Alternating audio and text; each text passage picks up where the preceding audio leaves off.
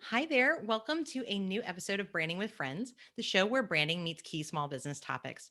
Here, you're going to learn tips straight from the experts on everything from authentic marketing to social media to writing your first book for your business. We focus on what you can do right now to use these topics, plus the power of branding to attract your ideal clients. I'm your host, branding expert Annie Franceschi of Greatest Story Creative. I help service business owners tell their story and show their value through clear messaging and consistent branding. I'm also a former Disney storyteller, professional speaker, and the author of the best-selling book, Permission to Try. And today I'm super excited to introduce you to one of my friends in the business world. If you have been curious about trademarking something, whether that's the name of your business, the name of your program, or your offer, and you want to make sure that that's something you can use in perpetuity, you're going to love today's episode and my guest. My guest today is the incredible Katelin Kennedy. Katelin is a business lawyer and the owner of Brevity Legal. She started Brevity to make legal less intimidating and less painful for startups and small businesses. She genuinely enjoys demystifying contracts and trademarks and tackling all the other legal stuff. But her absolute favorite pastime is bragging about her true crime legend dad. Oh, wow. I bet that's quite a story, Katelin. Thank you so much for being here. Hey, thanks so much for having me, Annie. Absolutely. And whether you're new to Branding with Friends or not, I want to remind you that today, Katelin is going to share with us three incredible tips about how to take action on trademarks and how trademarks relate to branding. So, as you know, we're going to sort of go through the first two tips and then we're going to save that third tip for the end. So, make sure you stay all the way to the end so you can hear how you can connect with Katelin and that special little nugget of truth that I know you're going to share with us. Katelin, you and I recently connected just a few months ago, and I've had such a joyful time getting to know you, and you really do, demystify the legal stuff, as you say. I think, so many people ask me this question because I am a branding strategist and consultant, and I'm usually creating branding for people, including hopefully naming their business or writing their taglines. And I get this question about, well, can I trademark this? And, what is a trademark? And, I always say, well, I'm not a lawyer. I speak to the things that I Mhm. know, and I always take that to heart because I have trademarked my own name, Greatest Story Creative. But can you just, for sake of argument, kind of tell us what is a trademark and when and why would you register one? Yeah. So the most common thing that you're going to think of as a trademark is a business name. And the like definition of it is a source identifier. So a trademark is something that identifies your goods and services and distinguishes them from the goods and services of others. So, Nike obviously is one that comes to mind. The Nike swoosh, which is not a word, but it's a logo, that can also be a trademark. And then there's a few other things that are like really interesting trademarks, like the Tiffany color, that blue color can be a trademark because when you see the blue box, you automatically think, oh, it's Tiffany jewelry, because it's been so associated with Tiffany and their brand for so long that it's basically an identifier that distinguishes your brand from other brands.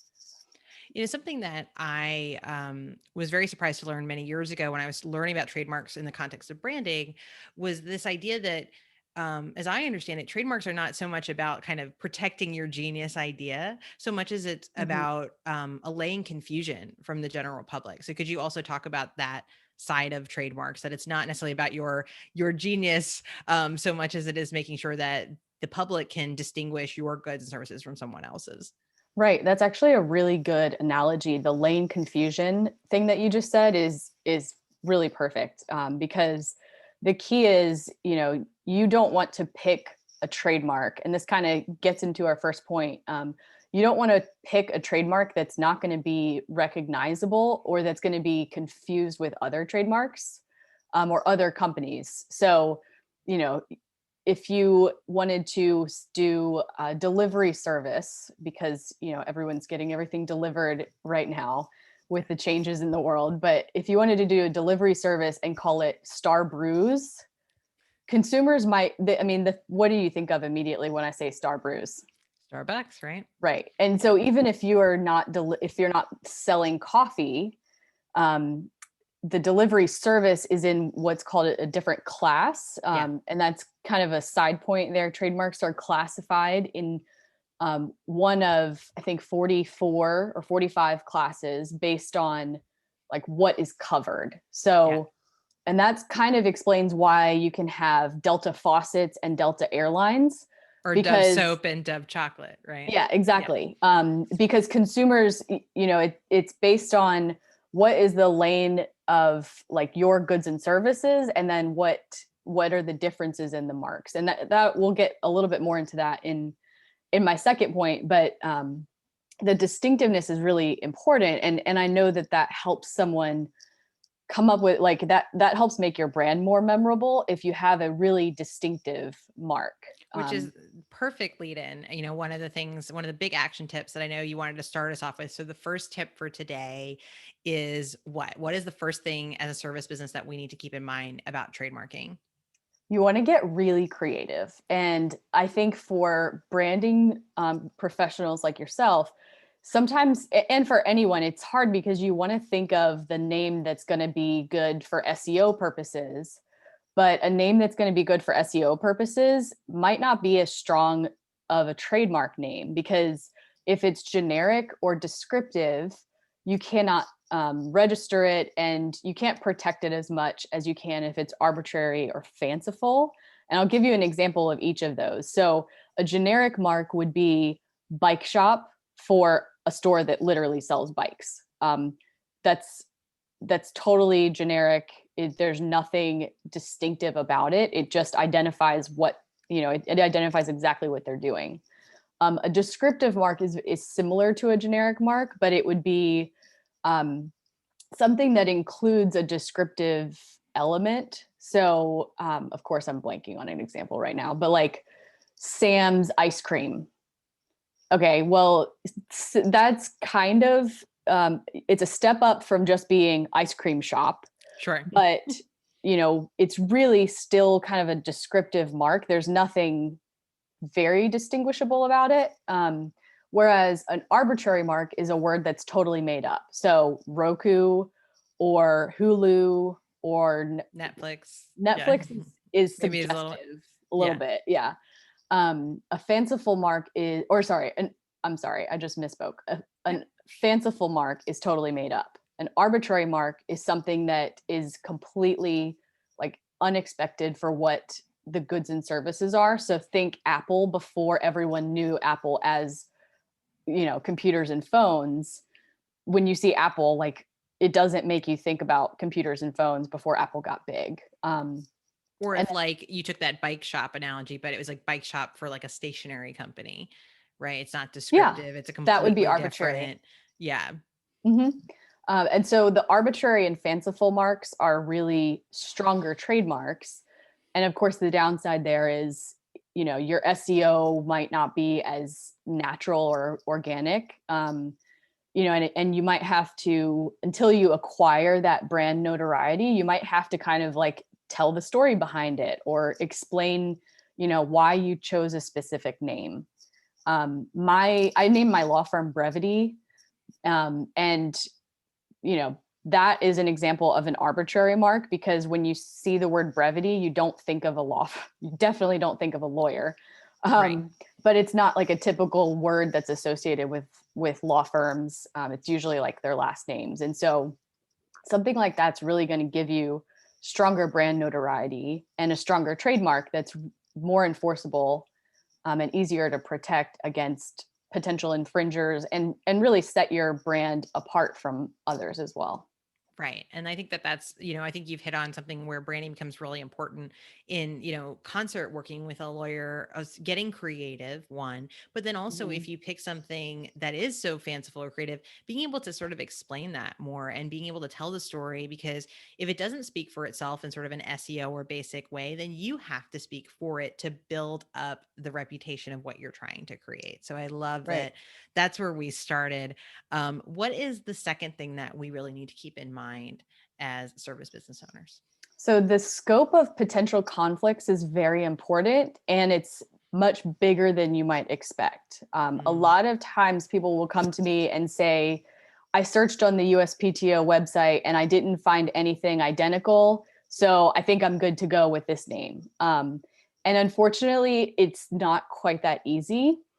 So if I were to do a trademark search, I would look beyond just the USPTO website. But let's start with the USPTO website. what people are describing when they say, I didn't see anything that was identical, is what's called a direct hit conflict. And Mm-hmm. you cannot register a mark that is likely to cause consumer confusion. We've kind of hit on that. Yeah.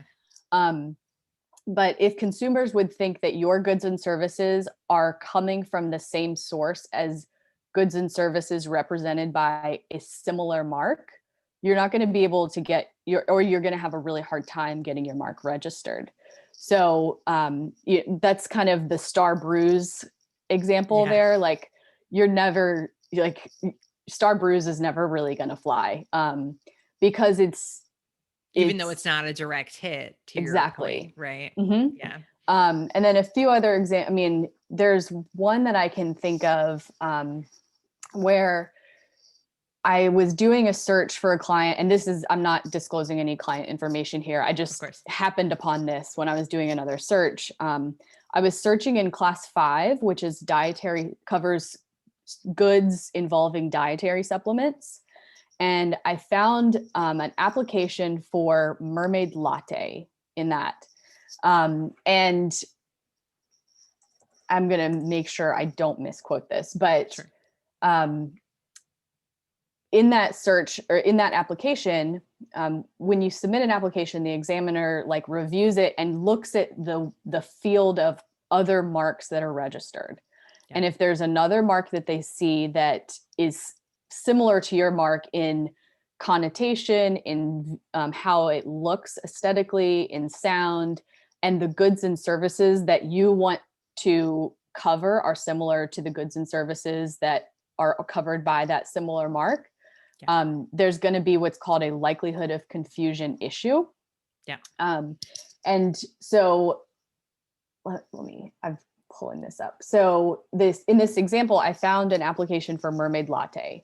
The examiner, in the mermaid latte application, responded that the following other application, or the following other marks, were likely conflicts. And so the mermaid latte application was rejected because of the existence of rowdy mermaid, which obviously sounds very different than mermaid latte, La Sirene, Which is the Rowdy French Mermaid. word for like a Mhm. siren or a mermaid. Yeah. Right. Rowdy Mermaid Kombucha, Mermaid Lemonades, and Mako Mermaids. And Mako Mermaids, to me, like, that one's almost the Yeah. most different, because mermaids is not even the first word in that one. Yep.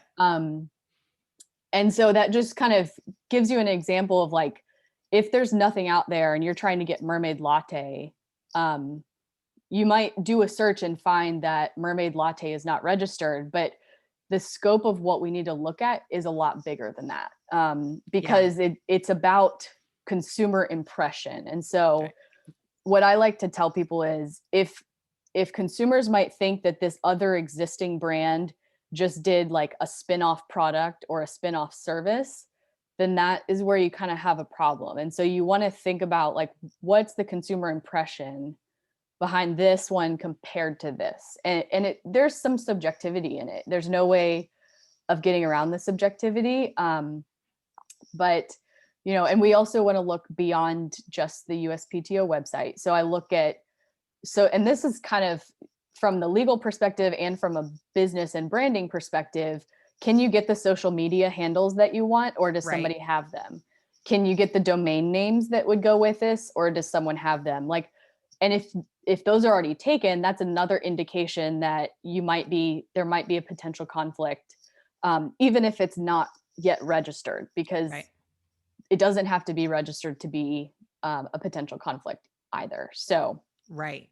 there's a lot That of was an nuance in eye-opening there. point. It doesn't have to necessarily be registered to be a reason why there could be confusion, and that someone could kind of speak up. Basically, if you Hmm. apply for the trademark and say, well, actually, I've been using this for 5 to 10 years Yep. and you can't, tread on my land here. Hmm. So could you talk also, we've talked a little bit about, what a trademark is.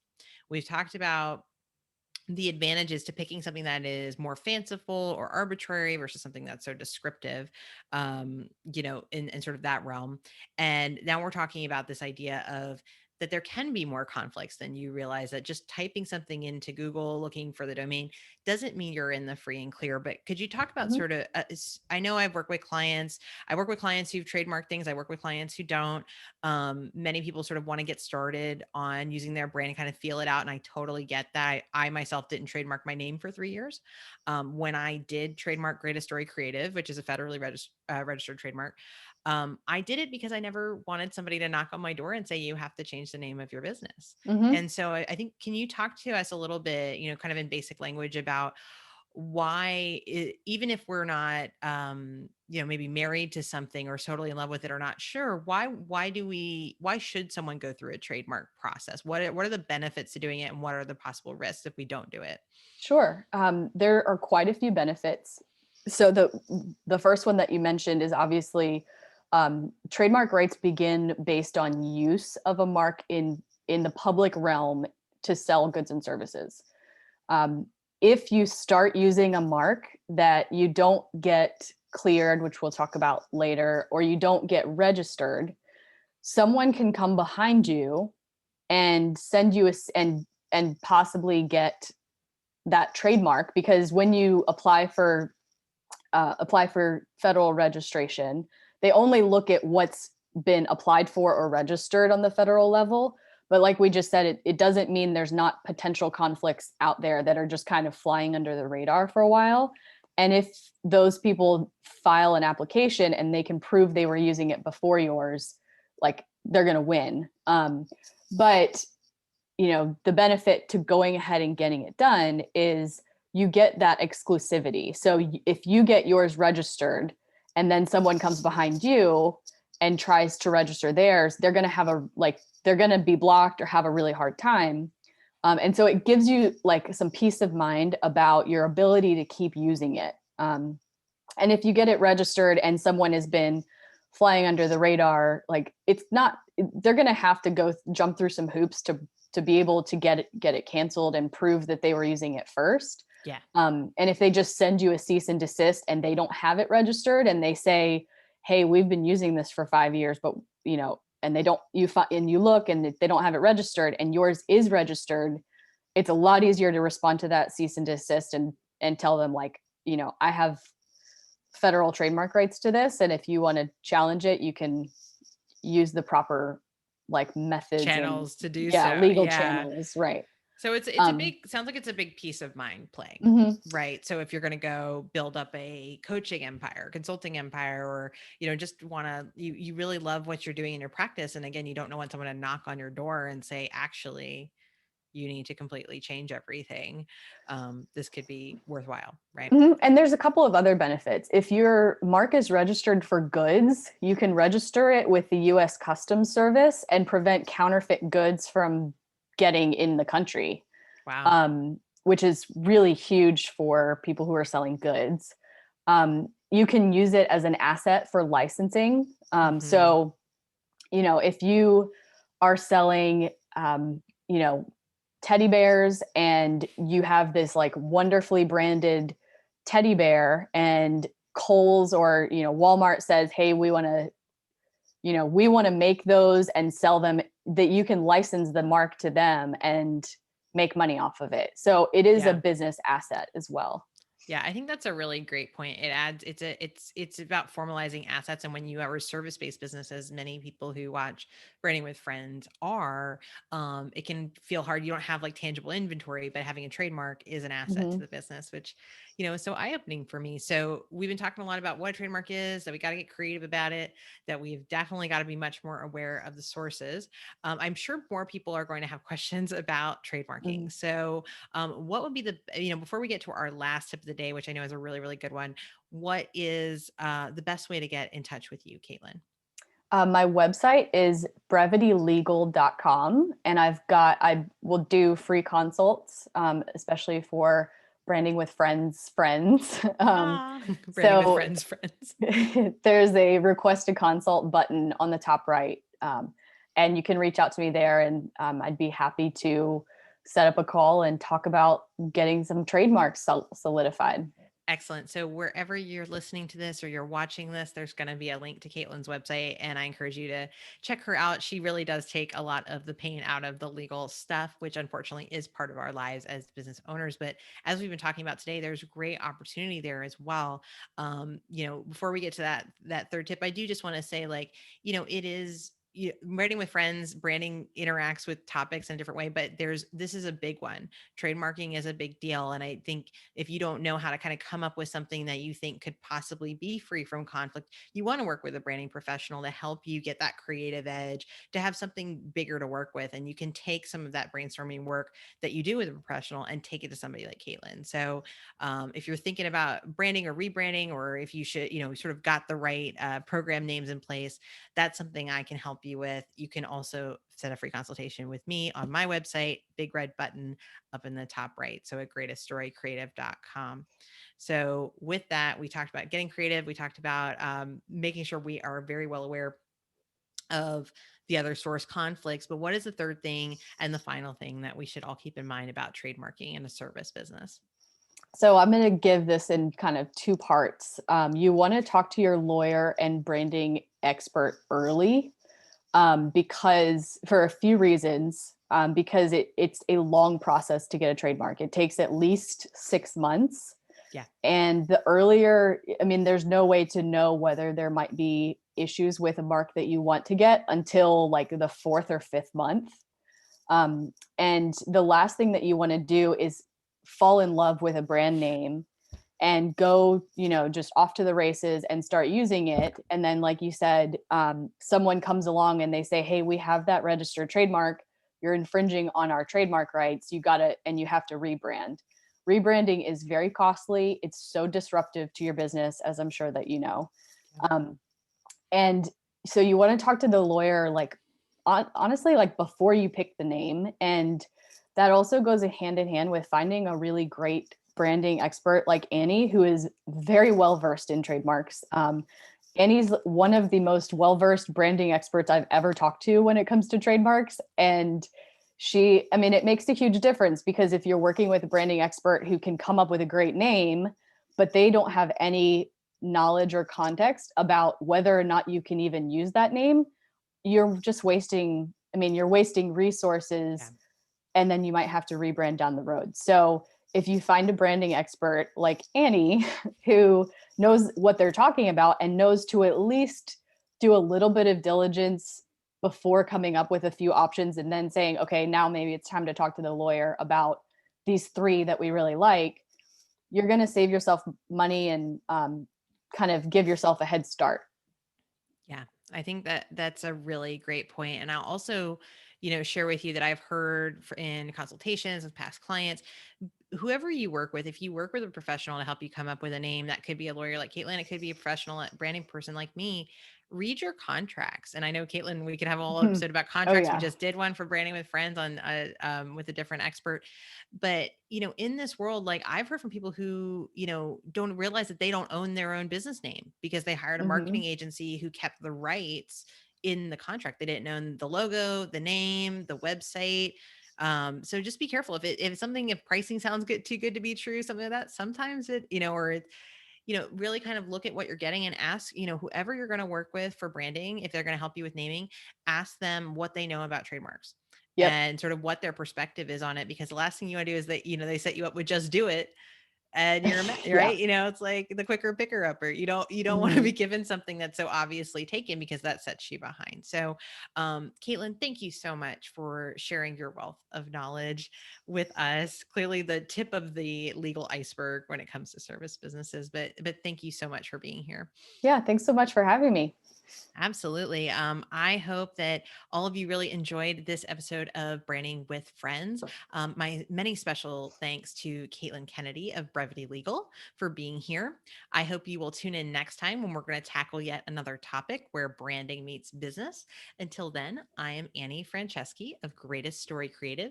You can find all our episodes, more branding resources, and so much more, including that free consultation, on our website at greateststorycreative.com. Have a great day.